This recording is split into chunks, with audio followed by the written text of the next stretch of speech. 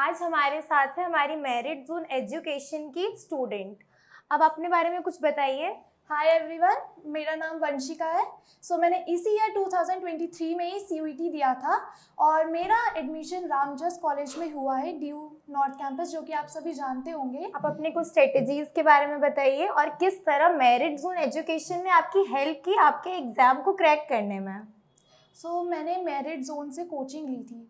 तो CUET काफ़ी new concept था मेरे लिए, इवन सभी के लिए न्यू कॉन्सेप्ट था। तो इसीलिए मैंने ये मेरिट जोन में कोचिंग ली ताकि मुझे एक अच्छी गाइडेंस मिल पाए, क्योंकि कुछ पता नहीं था इसके बारे में भी, एग्ज़ाम कैसे होगा, क्या पैटर्न होगा। तो इस कोचिंग में मैं आई तो यहाँ पे मुझे बहुत अच्छे से गाइड किया गया टीचर्स के द्वारा।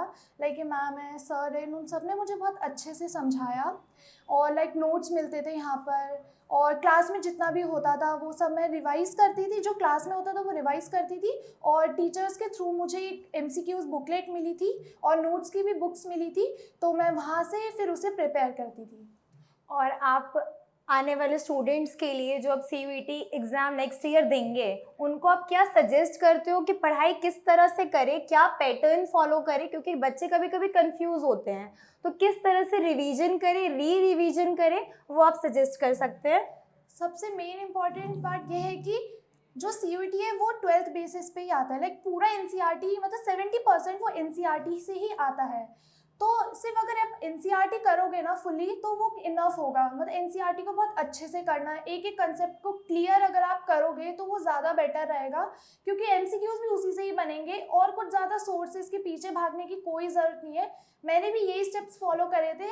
मतलब NCERT ली, NCERT में सारे कंसेप्ट क्लियर करे, अंडरलाइन करे, अच्छे से कंसेप्ट्स को क्लियर करा, फिर MCQs की प्रैक्टिस करी जो मुझे यहाँ कोचिंग से मिलती थी। तो इतना मेरे लिए इनफ था।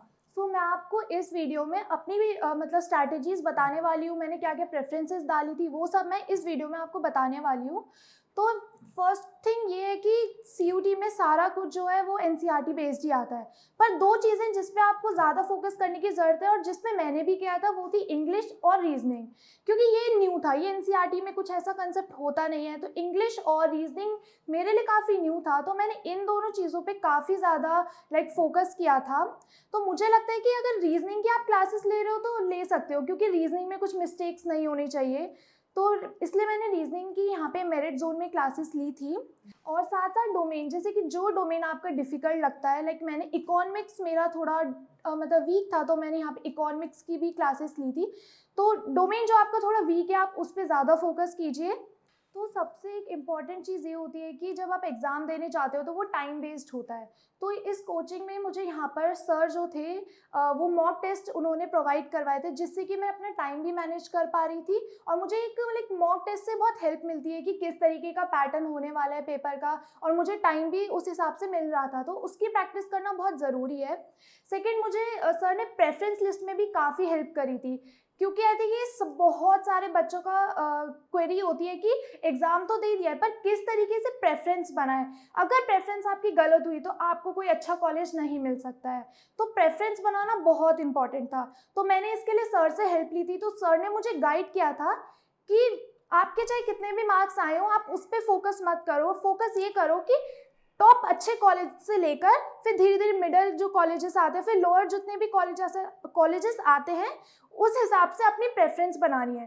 तो मैंने जिस तरीके से प्रेफरेंस बनाई थी मैं आपको थोड़ा बता देती हूँ। तो जैसे मैं ह्यूमैनिटीज़ बैकग्राउंड से हूँ, तो मेरा first preference political science honours था। तो उसमें मैंने टॉप कॉलेजेस को रखा था, DU के जो नॉर्थ कैंपस के कॉलेजेस हैं, हिंदू, रामजस, हंसराज, ये सारे कॉलेजेस को रखा था। फिर मेरी सेकंड सब्जेक्ट प्रेफरेंस क्या थी, तो वो थी हिस्ट्री ऑनर्स। फिर उसी हिसाब से मैंने 7 कॉलेजेस टॉप के रखे थे। ऐसे ही धीरे धीरे करते करते फिर मैंने और कुछ कोर्सेज ऐड करे और उसके बाद उसमें ही कॉलेजेस ऐड करे, पर साथ में मैंने टॉप कॉलेजेस को ऊपर रखा था और मिडिल और लोअर कॉलेजेस को नीचे रखा था। ये गलती ना करें कि मार्क्स अच्छे नहीं आए तो आप लोअर कॉलेजेस को ऊपर रख देते हैं।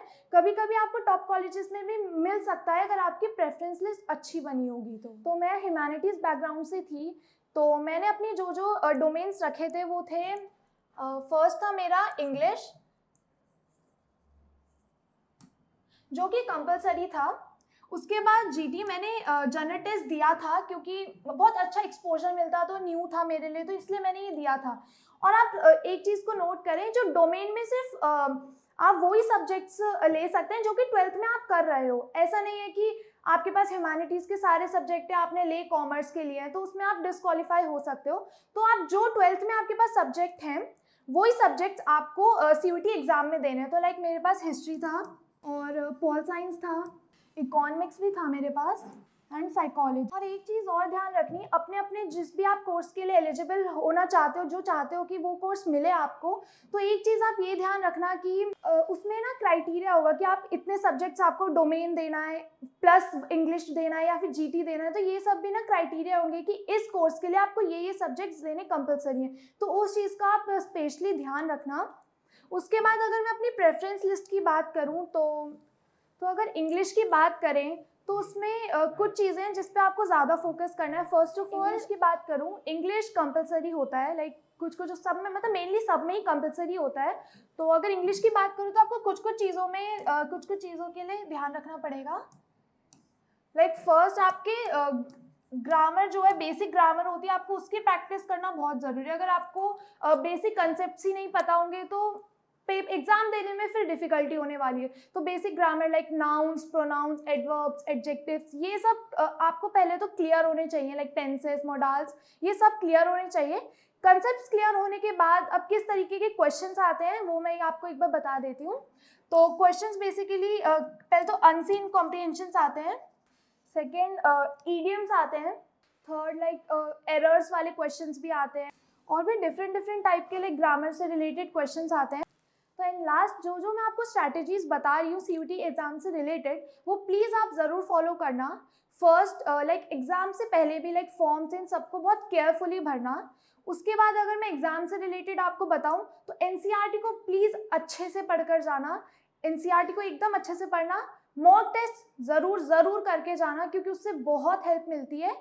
थर्ड जीटी और इंग्लिश में थोड़ा ज़्यादा फोकस करना क्योंकि NCERT वाले जो डोमेन्स है वो तो हो जाएगा क्योंकि NCERT से ही आएगा।